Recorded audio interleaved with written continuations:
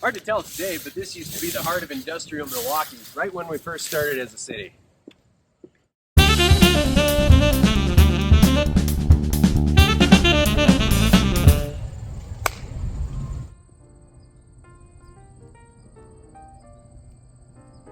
Can't even tell that it used to be here, and I doubt a lot of these condos right here don't even know that there used to be a ditch in their front yard. Commerce Street, just north of downtown, is a great example of how the past can be hiding in plain sight. It serves as a wonderful example of how the changes humans make on the environment can still be felt today, even when they are over 150 years old. The relics of the past show up in some obvious ways if you know how to look, and we're going to explore part of that today. So Milwaukee gets started in 1835 or so. Not long after, Byron Kilbourne, one of the city's founders, one of the biggest landowners in the whole city, decides this would be a great spot for us to join the Mississippi to Milwaukee. That way the city has a connection to the east through the Great Lakes, and then one to the west and down south to the Gulf of Mexico. Go off to your right a little bit.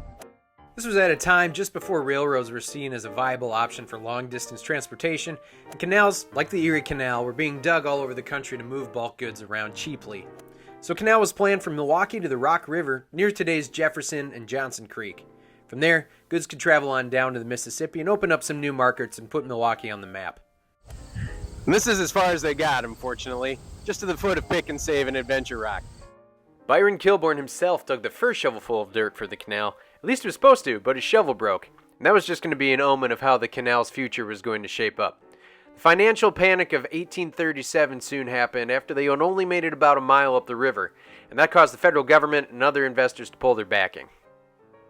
Didn't get any further than that, and unfortunately Chicago would take the rights to the canal all the way to the Mississippi. The canal wasn't a complete failure. It still provided a good source of water power for the mills that started springing up along this section. Back in the day, right where we're standing used to be a dam. This backed the water up quite a bit and allowed some water to flow through the canal that used to be there to generate some water power for the mills that started popping up downstream.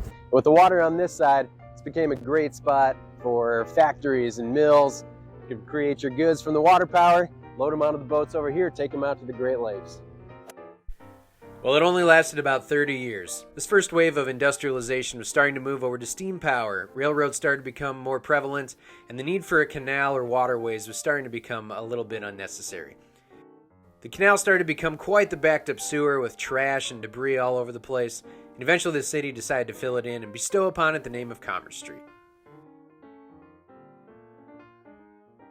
The only trace of the Rock River Canal, Byron Kilbourne's dream of the 1800s, is just the path that the road takes today.